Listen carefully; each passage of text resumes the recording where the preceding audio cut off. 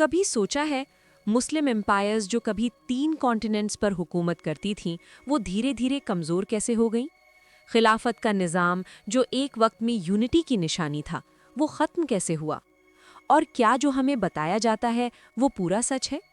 आज हम बात करेंगे राइज, फॉल और उन फैक्ट्स की जो अक्सर सिंप्लीफाई कर दिए जाते हैं। 7th सेंचुरी में इस्लाम सिर्फ एक रिलीजन नहीं था, एक सोशल और पॉलिटिकल सिस्टम भी था। राशिदून कैलिफेट के दौर में डिसिप्लिन, जस्टिस और सिंप्लिसिटी ने एक स्ट्रॉन्ग फाउंडेशन दिया। एक्सपेंशन सिर्फ तलवार से नहीं, एडमिनिस्ट्रेशन और ट्रेड से भी हुआ। उमैयद एम्पायर ने बॉर्डर्स को स्पेन से लेकर सेंट्रल एशिया तक फैला दिया। लेकिन रैपिड एक्सपेंशन के साथ इंटरनल पॉलिटिकल टेंशन्स भी बढ़ने लगे। पावर सेंट्रलाइज होती गई और डिससैटिस्फैक्शन भी। अब्बासिद दौर को अक्सर गोल्डन एज कहा जाता है। बगदाद नॉलेज का मरकज़ था। Science, medicine, mathematics, translation movement ने दुनिया को बदल दिया। ये वो वक्त था जब इल्म सबसे बड़ी ताकत था। लेकिन गोल्डन एज के साथ साथ कोर्ट पॉलिटिक्स भी थी। इंटरनल राइवलरीज, प्रोविंशियल गवर्नर्स की ऑटोनॉमी और फाइनेंशियल प्रेशर सिस्टम को धीरे धीरे कमज़ोर कर रहे थे। 1258 बगदाद पर मंगोल हमला। सिर्फ एक सिटी नहीं गिरा, एक एरा ख़त्म हो गया। लेकिन ये फॉल सिर्फ बाहर से नहीं था, अंदर से सिस्टम पहले ही फ्रेजाइल हो चुका था। ऑटोमन एम्पायर ने नया चैप्टर लिखा। Strong military structure, administrative reforms, religious tolerance के मॉडल्स।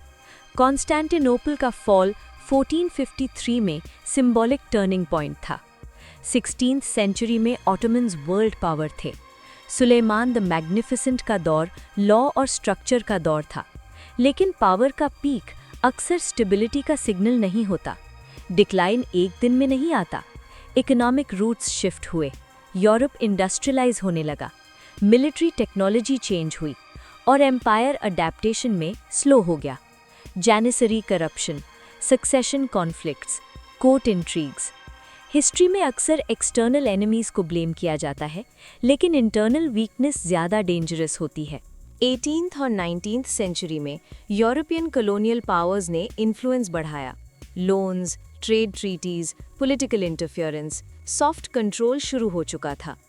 खिलाफत सिर्फ पॉलिटिकल ऑफिस नहीं था, वो यूनिटी का सिंबल था। लेकिन नेशनलिज्म के राइज ने आइडेंटिटी को चेंज कर दिया। अरब नेशनलिज्म, टर्किश नेशनलिज्म, एक नया एरा शुरू हो रहा था। वर्ल्ड वॉर 1 ने ऑटोमन एम्पायर को फाइनल ब्लो दिया। वॉर अलायंसेस गलत पड़ गए, इकोनॉमिक स्ट्रेन एक्सट्रीम हो गया और डिफीट ने सिस्टम को कोलैप्स कर दिया। मुस्तफ़ा केमाल अतातुर्क ने 1924 में खिलाफत ऑफिशियली अबॉलिश कर दी। ये डिसीजन सिर्फ पॉलिटिकल नहीं था, सिंबॉलिक भी था। एक दौर ऑफिशियली ख़त्म हो गया। लेकिन सवाल ये है, क्या सिर्फ वेस्ट जिम्मेदार था या इंटरनल रिफॉर्म्स की कमी भी फैक्टर थी? हिस्ट्री सिंपल ब्लेम गेम नहीं होती। हर फेमस लीडर परफेक्ट नहीं होता। उनके अचीवमेंट्स होते हैं, लेकिन उनके कंट्रोवर्शियल डिसीजंस भी होते हैं। बुक्स अक्सर एक साइड हाईलाइट करती हैं। कभी हम पास्ट को रोमांटिसाइज कर देते हैं। हर एरा में जस्टिस भी था और इनजस्टिस भी। बैलेंस्ड व्यू लेना ज़रूरी है। राइज का सीक्रेट था unity plus knowledge plus adaptability. Fall का लेसन है division plus stagnation plus power struggle. History सिर्फ पास्ट नहीं, वार्निंग भी होती है। आज मुस्लिम वर्ल्ड फ्रैगमेंटेड है, लेकिन पॉपुलेशन, रिसोर्सेज और यूथ पोटेंशियल अब भी इमेंस है। सवाल ये है, क्या लेसन सीखे गए? एम्पायर्स उठते हैं, एम्पायर्स गिरते हैं, लेकिन आइडियाज़ अगर स्ट्रॉन्ग हों वो जिंदा रहते हैं। हिस्ट्री का सच सिंपल नहीं होता, वो लेयर्ड होता है और शायद उसे समझने के लिए हमें इमोशनल नहीं, क्रिटिकल होना पड़ेगा।